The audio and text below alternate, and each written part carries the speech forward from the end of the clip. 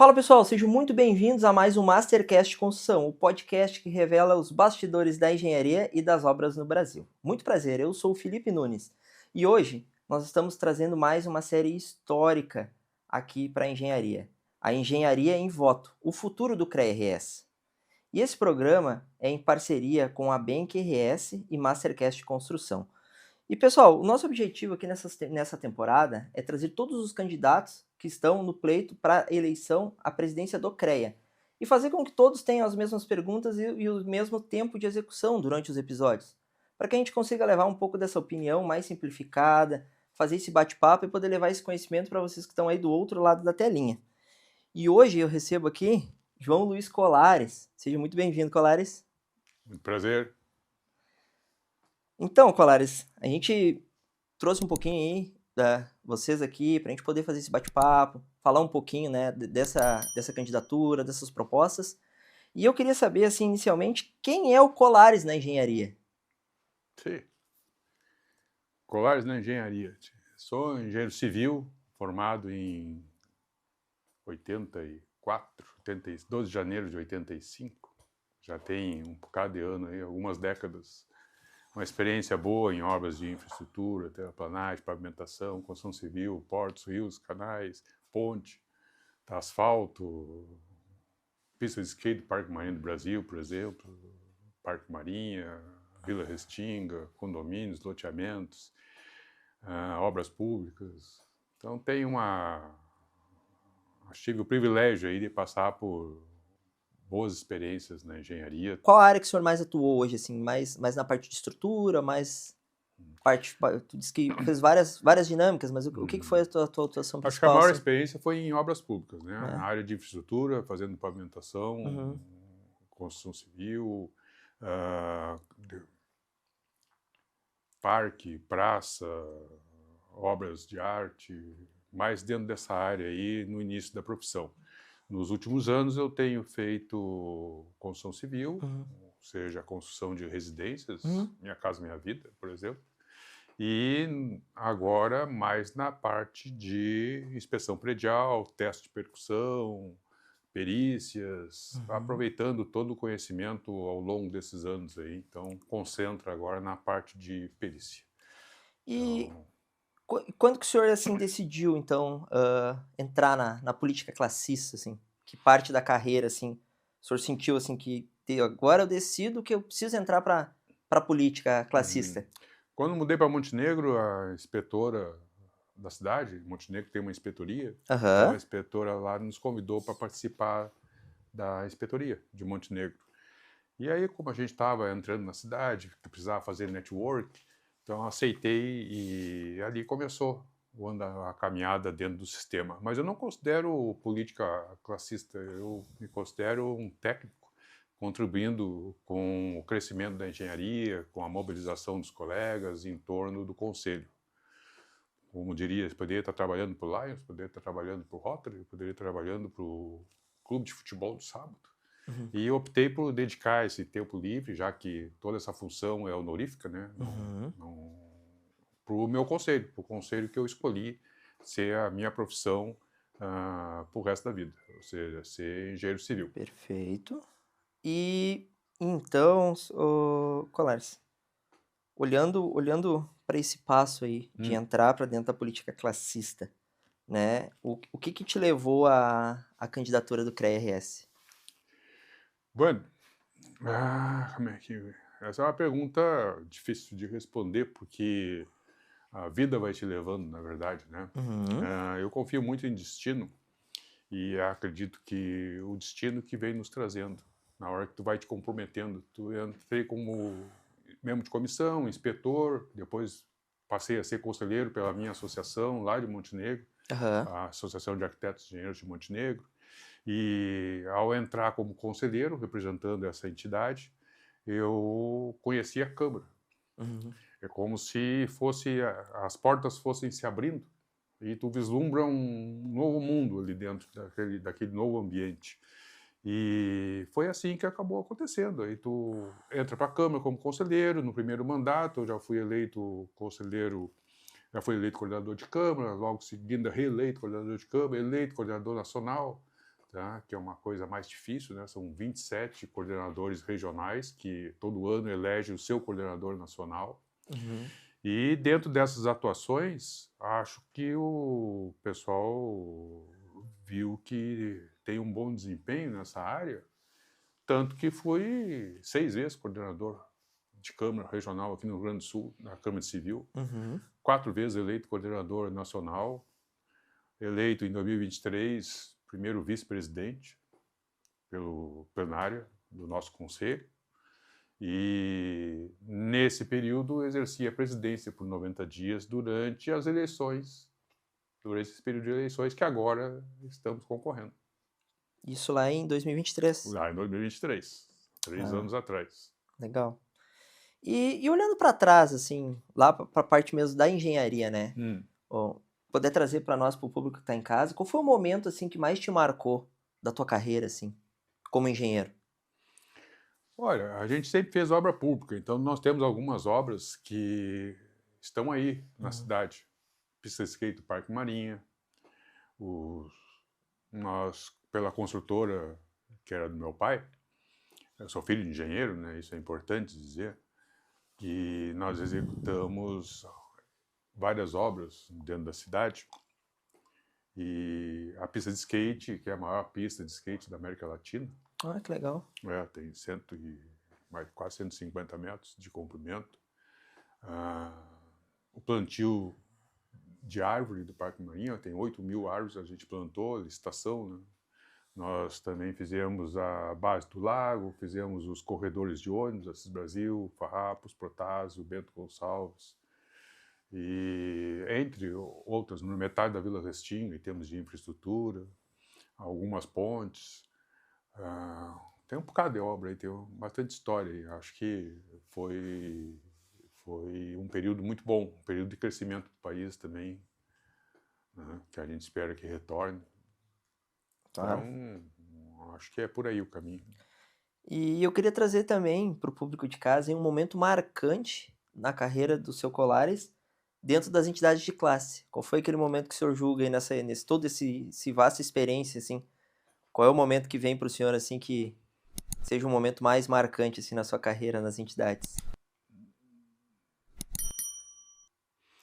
São vários momentos, né?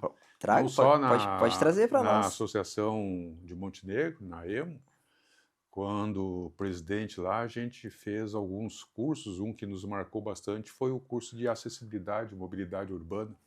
O estado de presidente foi muito bom, muito construtivo isso.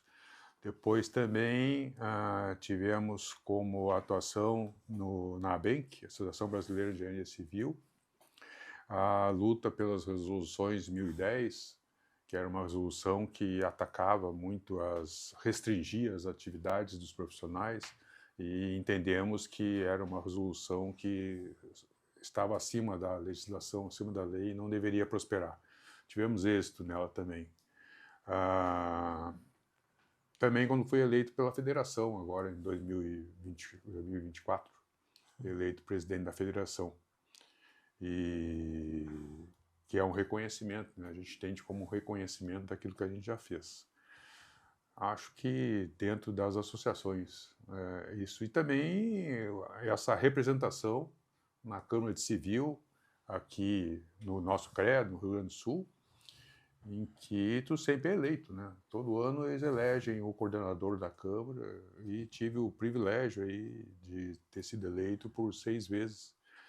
Eu entendo que alguma coisa de bom a gente deve fazer. Então, Colares, vamos ir um pouquinho para o lado do diagnóstico do CREA, né? E eu queria saber o que mais te preocupa hoje na situação atual do CREA-RS. Uma das coisas que nos preocupa bastante é a baixa incidência dos colegas votando. Ou seja, nós temos aí em torno de 90 mil profissionais aptos em condições de votar. Nas últimas eleições nós tivemos 7 mil votos para presidente. Isso não chega próximo de 10% do pessoal que pode votar. E tu enxerga muita gente reclamando do CREA, quando deveria estar era participando do CREA para poder eleger, para poder participar, através das suas entidades, através das suas associações, através das inspetorias, dos membros de comissão, ou seja, nós temos uma estrutura com 44 inspetorias, nós temos dentro de cada inspetoria, formada por 3 inspetores, nós temos as comissões de cada modalidade, nós temos 8 câmaras, tá, com aproximadamente 130, 140 conselheiros numa plenária, e o que me preocupa mais é que esse pessoal todo não tem sido ouvido. Não tem sido ouvido. Ou seja, tu não tem a valorização profissional de quem se dedica lá na sua inspetoria, de quem se dedica para construir e manter a sua entidade de classe. Então, o Conselho tem que olhar mais para esse grupo, tem que olhar mais para essas pessoas. Claro que sem deixar de fazer uma boa fiscalização, porque a fiscalização também valoriza o profissional na hora que tu fiscaliza e vê a necessidade de ter um engenheiro ali respondendo por aquela atividade como responsável técnico. Isso é uma das coisas que nos preocupa, essa evolução, muito pouca ação. Há pouco eu vi que tem alardeado, assim, uma unidade móvel do Conselho. Pô, uma unidade móvel que roda sobre pneus, que gasta combustível fóssil, tá, para chegar a 500, 600, 700 quilômetros de distância daqui, enquanto que através de um software, de um programa e de uma internet, eu chego em segundos. Há um custo mínimo. Né? E pior ainda, eu vou ter que me deslocar ainda até a unidade móvel, ainda que vai estar situado na praça ou num evento, para poder ser atendido numa demanda. Então, isso nos preocupa muito. Eu acho que nós devemos evoluir muito mais no sistema de atendimento ao pessoal. Por exemplo, seria muito interessante a evolução, saberia, se aqui entre nós aparecesse, na hora que eu precisar consultar o CREA, aparecesse um holograma aqui do funcionário, que estivesse me atendendo do outro lado, e eu tivesse a sensação que eu estou presencialmente ali conversando com ele. Isso dá para resolver. Tá? As tecnologias hoje ajudam a resolver isso. E nós temos que usar mais dessa tecnologia, temos que usar mais TI, temos que aproveitar o que tem. Nós estamos passando agora por uma nova revolução, que é a evolução da inteligência artificial, que nos ajuda a ganhar produtividade. E vamos inserir isso dentro do processo, dentro do sistema. Não só para atendimento dos colegas que necessitam do atendimento do CREA, mas trazer mais agilidade para o sistema. O sistema tem que ser muito mais ágil do que é, o sistema tem que estar em muito mais lugares ao mesmo tempo. Acho que isso é uma das coisas que a gente pode fazer para contribuir nesses próximos 3 anos aí para o Conselho melhorar, estar mais presentes. E pegando essa visão, Colares, tu acredita que isso é mais um problema de gestão ou de estrutura do CREA hoje? O que eu posso dizer? No CREA nós temos aí, acho que em torno de uns 250 funcionários. Um pouco mais, um pouco menos. Todos eles são muito bem capacitados, todos eles bem treinados, tempo de casa, tá?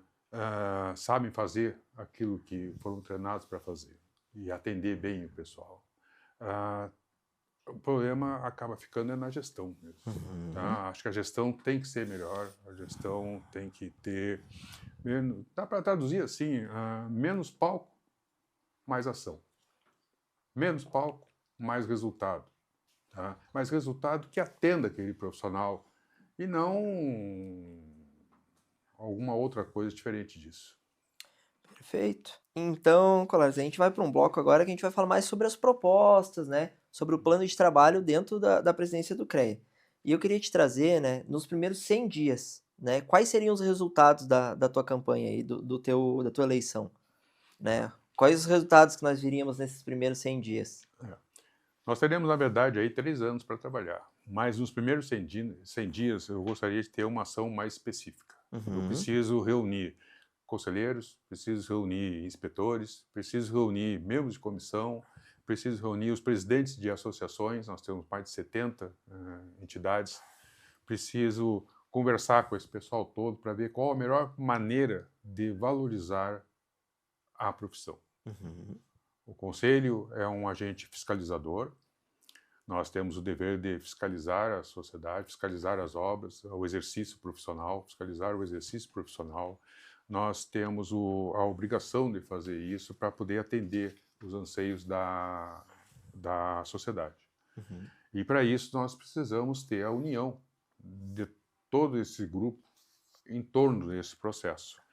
Acho que temos que reunir também com os nossos funcionários, como eu já falei antes, que são gente muito bem capacitada, tá? Para, em conjunto, apresentarmos uma melhor solução para a sociedade, como fiscalizar a sociedade, como fazer com que as profissões sejam valorizadas. Eu não gosto de ver quando falo que nós temos gente na Uber, nós temos gente no aplicativo X, nós temos gente em qualquer outro lugar que não seja no exercício profissional. E por que esse pessoal está lá? Esse pessoal está lá porque precisamos ter uma valorização maior numa profissão tão nobre que é a profissão de engenheiro. Tá? E quando eu falo profissão de engenheiro, eu falo de todos, agrônomos, geólogos, mecânicos, civis, eletricistas, geógrafos, químicos, toda essa linha. Nós temos mais de 300 títulos de profissão dentro do sistema registrado no Conselho. Esse é o pontapé inicial. Perfeito, perfeito. Vamos tocar um pouquinho num assunto sobre a valorização profissional. Então, né, como que na prática tu acredita que o CREA pode valorizar mais o engenheiro aqui no Rio Grande do Sul? Primeiro, fiscalizando. Na hora que tu fiscaliza, tu vê a necessidade de ter um engenheiro onde não tinha antes. Tá? Então, essa fiscalização tem que ser mais acentuada, tem que ser mais forte, tem que ser mais ampla, tá? Do que vem sendo feito. Eu entendo que sempre dá para fazer melhor aquilo que tu fez ontem. Hoje tu consegue fazer melhor aquilo que tu fizeste ontem. Sempre é possível. E essa é a evolução, né? A evolução é essa. Segundo, a gente fica escutando muito de que faltam engenheiros. Volta e meia vem esse discurso novo de que faltam engenheiros. Eu diria que não faltam engenheiros. Falta é valorizar a profissão. Fazer com que esse guri novo que está se formando lá, que tem o sonho de ser engenheiro, que ele encontre realmente uma satisfação ao trabalhar com engenharia. E ele venha cursar engenharia, porque ele sabe que a profissão é nobre. Resgatar o profissional mais antigo, que hoje estaria talvez desmotivado, com N motivos, não vou entrar no detalhe desses motivos, mas ele precisa saber que ser engenheiro, a profissão que ele escolheu, ele deve manter esse processo. Você sabe quanto é que custa para formar um engenheiro? Então, esse investimento, mais ou menos, ele tem que ser retornado para a sociedade através da prestação de serviço desse profissional. Mas para que ele possa prestar isso, ele tem que também atender às suas necessidades básicas, né? Ele precisa ter um bom salário.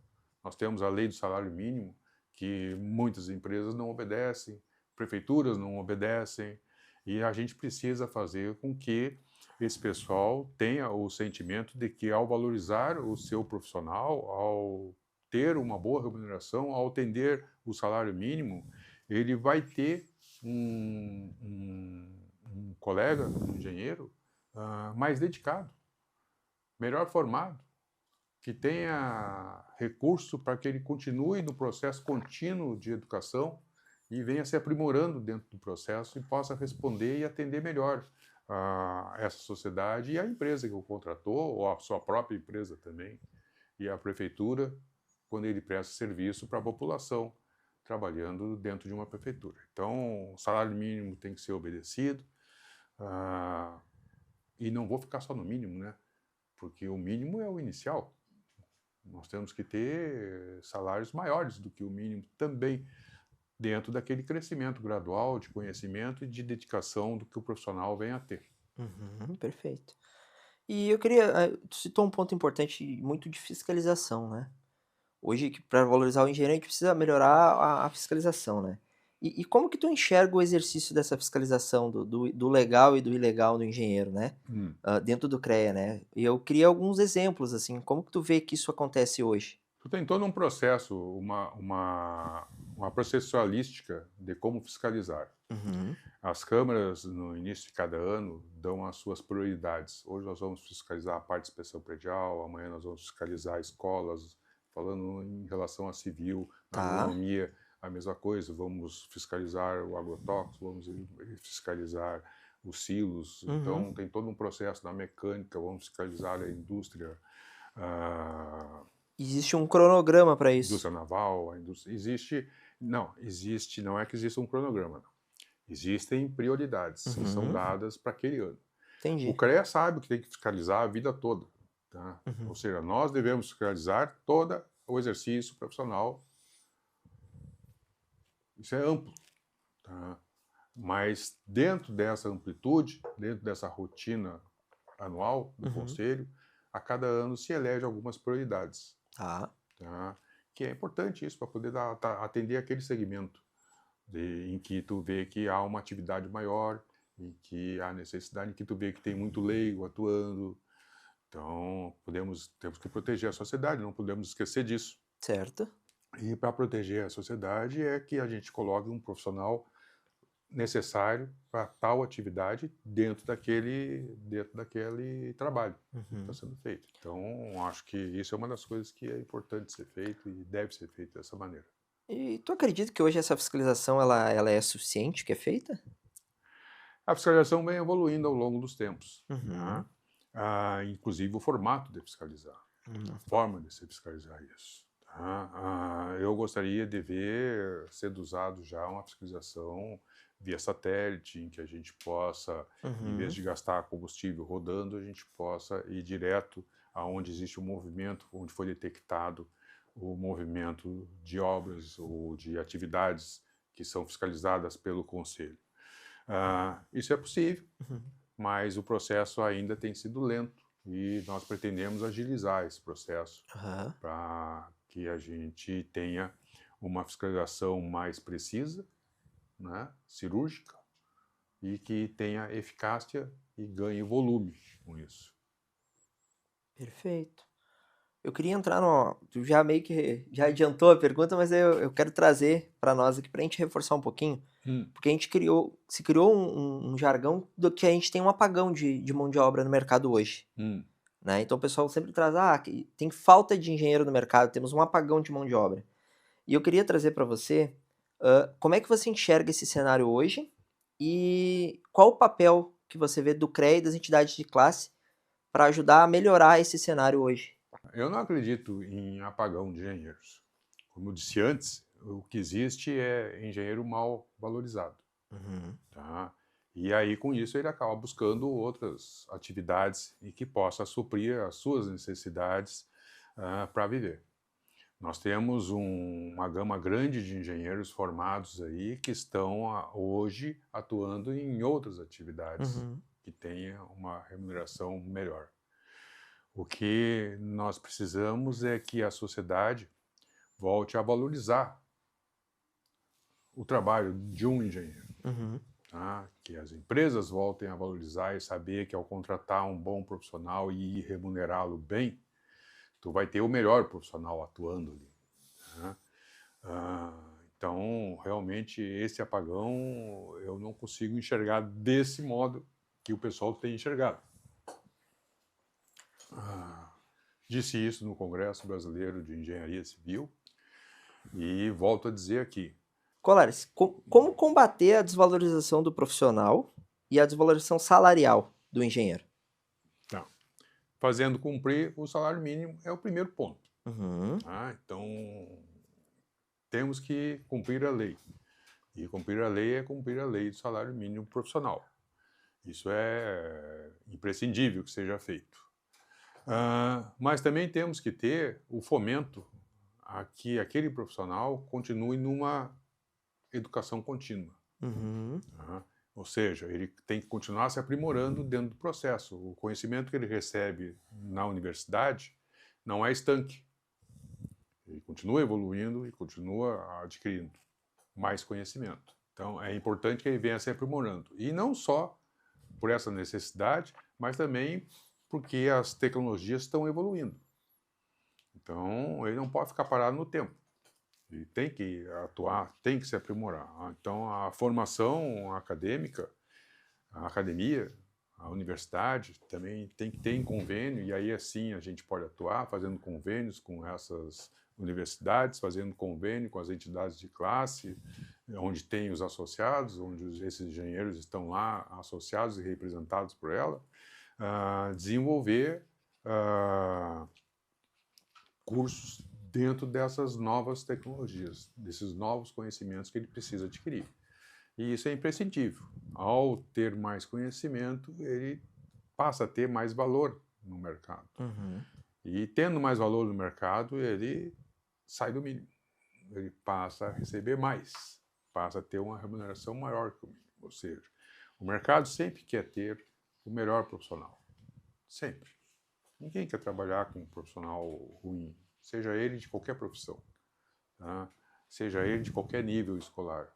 Nós queremos sempre ter o melhor trabalhando conosco, ou trabalhando pela sociedade, tá? E isso é imprescindível que o conselho, que tem essa condição de fazer a fiscalização, atue de forma melhor, atue fiscalizando a própria universidade que gera o conhecimento, tá? Para que ela tenha nos seus conteúdos e nos seus conteúdos programáticos lá as novidades, ou seja, forme um engenheiro para o futuro e não formar um engenheiro para o passado. Uhum. Tá? Então, essa é uma atuação que a gente pode fazer e iremos fazer. Sendo eleito, nós vamos atuar junto à universidade, nós vamos atuar junto às entidades, porque nós queremos que a gente forme engenheiros para o futuro.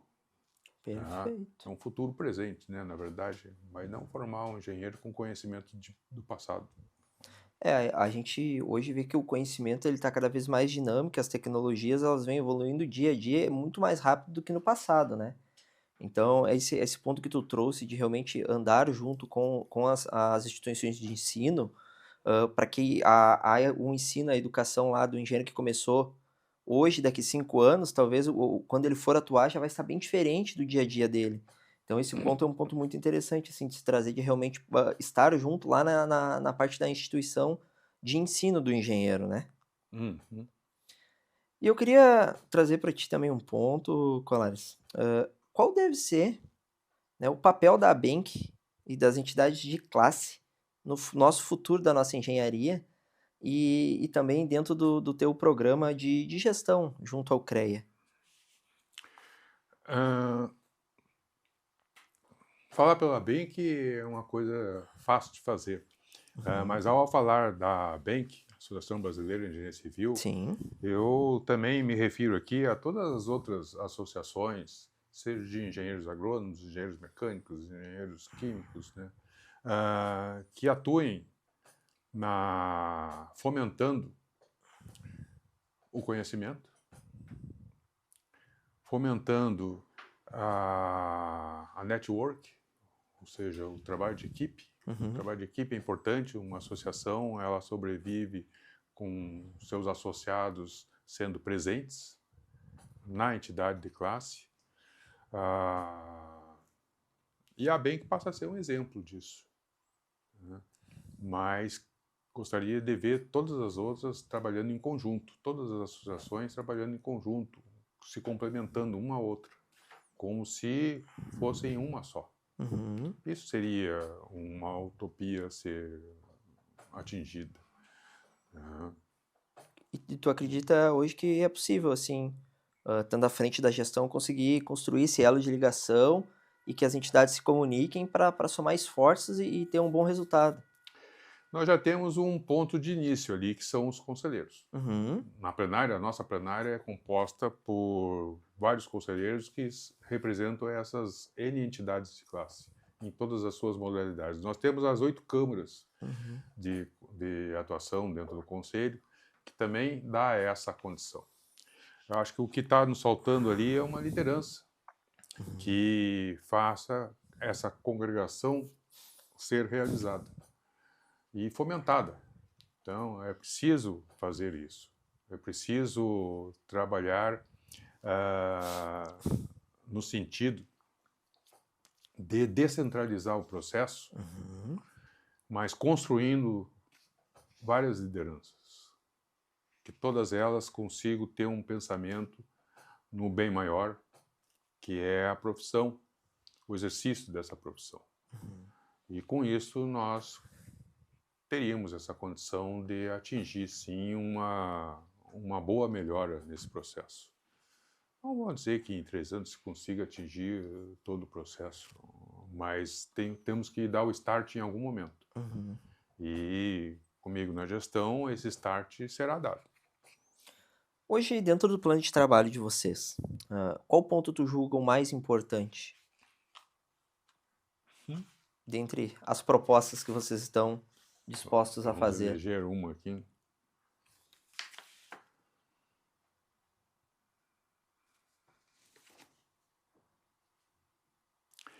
Nós teríamos... Tem que ser só uma ou pode ser mais de uma? Pode ser mais de uma, não tem mais problema. De uma. Tá, então vamos lá. Acho que a que eu considero uma das mais importantes é a conexão com o mercado. Ou seja, eu me formo engenheiro, tu te forma engenheiro. Perfeito. O que tu queres na hora que tu recebeu o diploma da faculdade, da universidade? O que tu queres? Primeira coisa. Sim, ter emprego, né? Trabalho. Né? E realmente ter um direcionamento para saber o que fazer e como fazer, né? Exatamente. Né? Então, esse é o ponto principal, ou seja, a conexão com o mercado de trabalho. Isso é uma das propostas que eu considero assim, a mais importante, é fazer com que esse pessoal que esteja saindo da universidade possa sair trabalhando. Certo. Tá? Possa sair exercendo a sua profissão escolhida. E dedicada, né? São 5 anos de estudo na maioria dos cursos. Então, é um investimento alto para isso aí. Segundo, a valorização das entidades de classe. Certo. Tá? As entidades de classe, hoje nós temos um mundo diferente do mundo de 20 anos atrás, de 10 anos atrás, de 30 anos atrás. E ele está mais tecnológico e as entidades de classe precisam saber como surfar nesse mundo. Vamos usar um termo desse tipo. Tem que saber fazer essa conexão da entidade de classe lá no seu município com esse mundo conectado de hoje. Internamente, nós não podemos esquecer também que essas entidades de classe foi quem criou o conselho depois. Né? Primeiro surgiram as entidades de classe, depois que foi criado o conselho. Então, esse é só um parênteses. E dentro do conselho, valorizar as inspetorias, que hoje estão relegadas a um segundo plano. Quantas inspetorias tem no estado hoje? Nós temos 44 inspetorias. Espalhadas pelo estado inteiro. Espalhadas pelo estado inteiro, em 11 regiões. São 11 representantes zonais, 11 zonais, 44 inspetorias. Dentro são 3 inspetores por inspetoria e as comissões, que fazem parte das inspetorias e que atendem às câmaras. Temos 8 câmaras, que dá mais ou menos uns 130 a 140 conselheiros, que são representantes das entidades de classe. E todos eles são técnicos, né?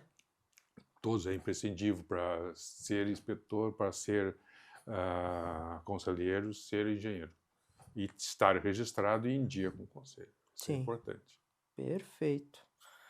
Então, Colares, eu quero, agora chegando mais para o final da nossa entrevista, né, a gente tem feito um ping-pong aqui. Sim. Então, eu vou te trazer algumas perguntinhas aqui e quero que tu responda bem direto, assim, pode ser uma frase curta ou uma palavra. É o que tu te sentir mais à vontade, assim. A engenharia, em uma palavra. Pode ser mais de uma? Pode.